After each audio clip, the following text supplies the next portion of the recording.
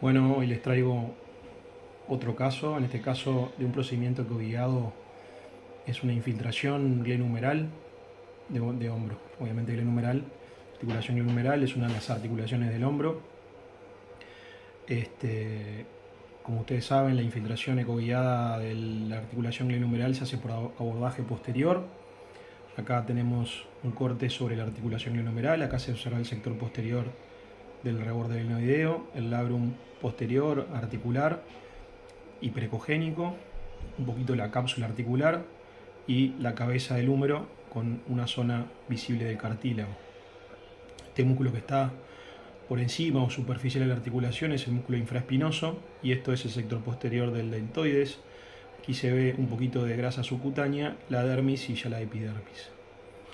Entonces, lo que hacemos en el inicio es lograr un corte adecuado con una buena visualización de la articulación, fijarnos más o menos la profundidad. Acá vamos a estar trabajando aproximadamente a 4 centímetros, un poquito más, teniendo en cuenta que la dirección de la aguja es algo oblicua.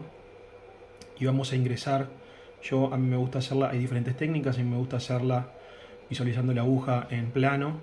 Esto quiere decir viéndola ingresar a la articulación, siempre manteniendo el bisel lejos del labrum articular, perforando la cápsula e inyectando la medicación. Otra forma de hacerlo es de medial a lateral en esta dirección.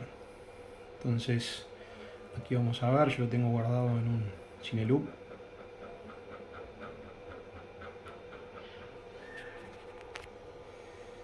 Ahí. Obviamente se hace la preparación, la desinfección con alcohol o clorhexidina alcohólica y luego se ingresa con la aguja. La aguja se ingresa unos centímetros en dirección a la articulación y una vez reparado bien la zona del bisel de la aguja, que acá tenemos la dirección de la aguja, hay que recordar siempre que cuanto más oblicua, cuanto más perpendicular ingresa la aguja con respecto a las de ultrasonido, menos se ve. Cuanto más paralelo a las de ultrasonido, más se ve. Acá lo que hago es poner una deformación trapezoidal en el lineal para lograr que esta zona de las de ultrasonido sea lo más perpendicular posible a la aguja y me permita una mejor valoración. Esto es una aguja 21G de 2 pulgadas, o sea, son 5 centímetros de largo, es una aguja hipodérmica común y corriente. Acá se ve el extremo del bisel y una vez que se identifica, se avanza. Ahí van viendo cómo va penetrando y se perfora la cápsula articular. Una vez perforada la cápsula, se realiza la inyección.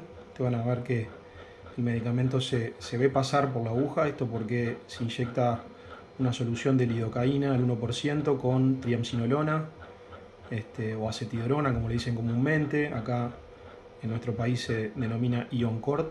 Es una solución en suspensión, entonces el particulado que tiene la solución, o sea, las partículas del Ioncort se ven pasar ahí claramente a través de la aguja hacia la articulación. Esto es un paciente con una capsulitis de hombro. Vamos a ver cómo se genera una distensión de la cápsula posterior de la articulación. Ahí se empieza a distender la cápsula articular. El volumen que acepta la articulación es variable, pero en este caso inyectamos 10 centímetros cúbicos de una solución. Y en este paciente vemos que existía cierta tensión en la articulación y vemos cómo se distiende enseguida el receso posterior de la articulación. Eso es por la propia enfermedad, por la propia capsulitis, digámoslo así. Ahí pasa un poquito de aire que había en la jeringa, se da ese flash ecogénico que también nos sirve para confirmar que la inyección está bien realizada. Se retira la aguja y se deja una curación simple, plana, para cerrar el orificio de entrada de la aguja.